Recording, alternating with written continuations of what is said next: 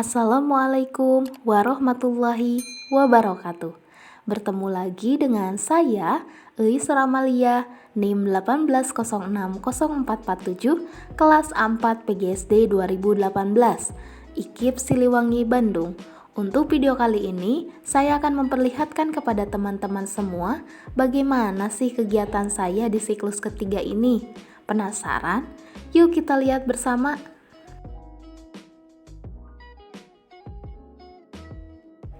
Kegiatan di siklus 3 ini saya laksanakan di 2 tempat.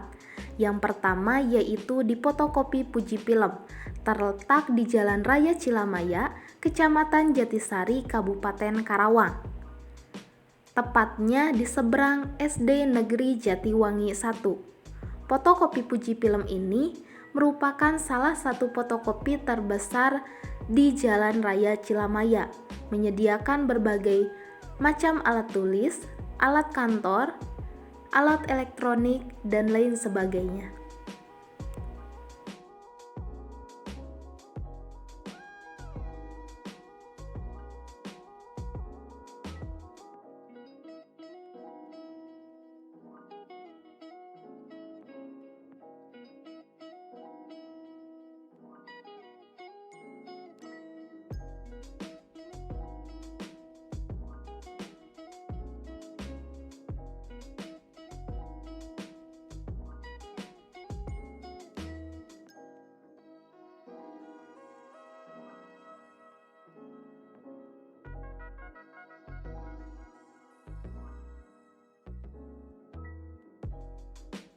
Lokasi yang kedua yaitu Dapur Kang Aj.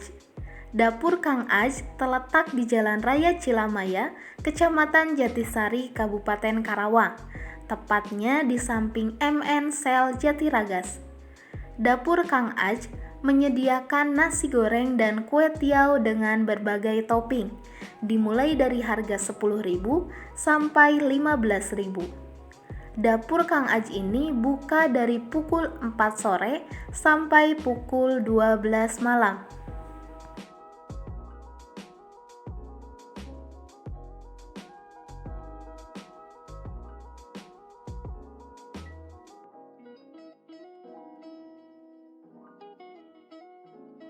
Fokus kegiatan di siklus ketiga ini yaitu kegiatan kewirausahaan di tengah masyarakat. Adapun hal yang perlu disiapkan yang pertama yaitu menentukan sasaran, yang kedua menyusun pertanyaan, ketiga membuat instrumen wawancara, keempat mempersiapkan alat yang akan digunakan, dan yang terakhir membuat video dokumentasi. Narasumber pertama yaitu Ibu Hajah Emma Winarti. Beliau merupakan pemilik usaha fotokopi Puji Film. Dan ini adalah proses pelaksanaan wawancaranya. Jika boleh, saya ingin tahu modal awal yang Ibu gunakan untuk membuka usaha ini. Pada awalnya ini sebenarnya usaha suami saya. Awal pertama datang ke sini memang sudah punya usaha ini. Kemudian tadinya kecil, saya tinggal dulu di Cepet, bukan di sini sih, di Cepet. Punya usaha ya ukuran toko itu cuma 3x5, kecil, masih kecil banget. Itu kita mulai usaha di sana. Itu tahun 2003 saya kesini, tapi toko itu nggak ada sih sebelumnya. Di 2003 saya kesini, terus pada awalnya memang usaha itu cuma dapat penghasilan sangat kecil. Kita usahakan menang manajemen dengan baik.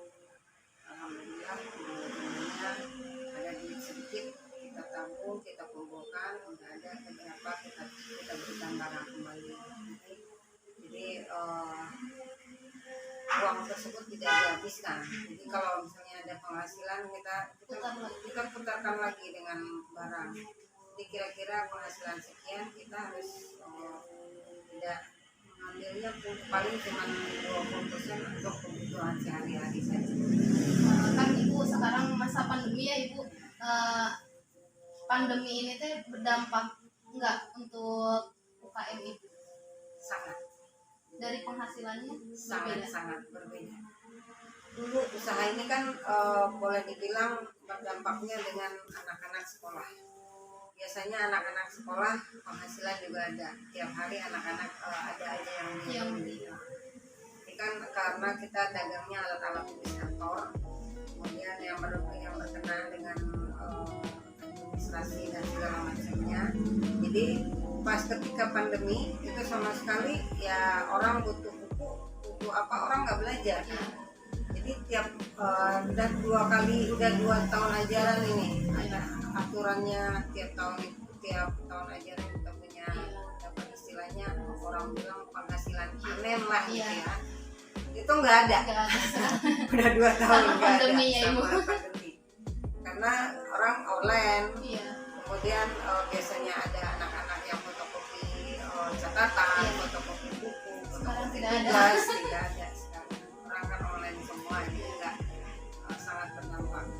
Biasanya paling kurang pagi-pagi anak-anak mau sekolah, misalnya tinggal penghapusnya atau apa segala macam. Sekarang nggak ada. Sekarang nggak ada. Jadi jauh sekali. Tapi alhamdulillah untuk makan sih ada. Lalu upaya yang ibu lakukan untuk meminimalisir kerugian gimana? Pada dasarnya kalau saya, karena ini rumah udah milik sendiri, pribadi, karena yang dijual juga kering, nggak ada yang basi.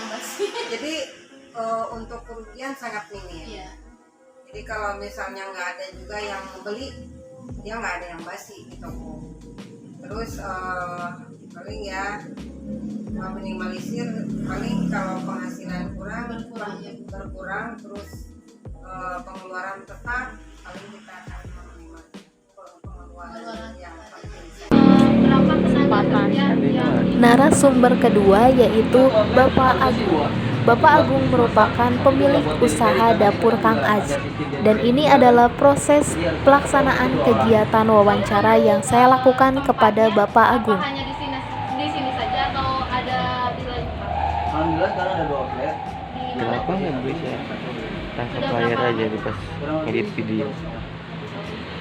Lalu kan sekarang lagi masa pandemi ya Pak, banyak UMKM yang mengeluhkan tentang kebijakan pemerintah yang mengharuskan kita untuk berdiam diri di rumah. Nah, lalu apakah penghasilan UMKM Bapak ini terdampak dari pandemi ini atau tidak? Lumayan juga. Contohnya dari hal apa? Penghasilan kah atau apa? Jelas. Penghasilan. Biasanya dapat berapa sebelum pandemi dan setelah pandemi? Kalau sebelum pandemi, satu malam kita bisa nyampe 10 liter. Satu malam itu nasinya aja gitu kan. Nasi gorengnya aja itu 10 liter. Kalau berhubung sekarang lagi kayak gini, kita berkurang sampai 2-3 liter berkurang jelas.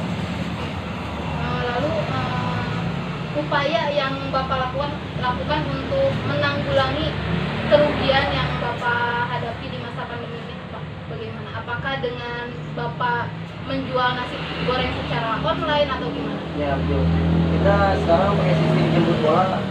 Kalau nunggu bola kan istilahnya kita nunggu yang datang doang. Nah, kita selain itu bisa manfaatin jemput bola kayak yang Facebook, di IG, gitu kan, di WA kita bantu-bantu promosi lumayan juga sudah. Ya meskipun kita tidak bisa datang langsung, tapi bisa menikmati. Hasil wawancara yang sudah saya lakukan terhadap 2 narasumber, yaitu bahwa pada dasarnya mereka membuka usaha tersebut untuk mencari nafkah dan membuka lowongan pekerjaan untuk orang lain. Di masa pandemi seperti ini, para UMKM sangat merasakan dampaknya, di mana penghasilan sebelum adanya pandemi dengan adanya pandemi itu sangat jauh berbeda. Oleh sebab itu, mereka sangat berharap bahwa pandemi ini cepat selesai dan kondisi dapat normal kembali dan penghasilan mereka juga dapat stabil kembali. Dari kegiatan di siklus 3 ini, dapat saya simpulkan bahwa pada masa pandemi seperti ini, hampir semua UMKM merasakan dampaknya. Yang pertama yaitu berkurangnya pembeli karena adanya peraturan pemerintah yang mengharuskan masyarakat untuk berdiam diri di rumah, membuat pembeli terus berkurang setiap harinya. Yang kedua yaitu banyaknya pesaing-pesaing baru yang datang dari karyawan yang beralih profesi menjadi pemilik UMKM. Dan yang ketiga yang paling dirasakan adalah perbedaan penghasilan sebelum adanya pandemi dan setelah adanya pandemi itu sangat jauh berbeda. Tapi narasumber yang sudah saya wawancarai, mereka tidak putus semangat dan tidak putus asa untuk terus memikirkan agar menghasilkan ide-ide kreatif untuk memajukan usahanya.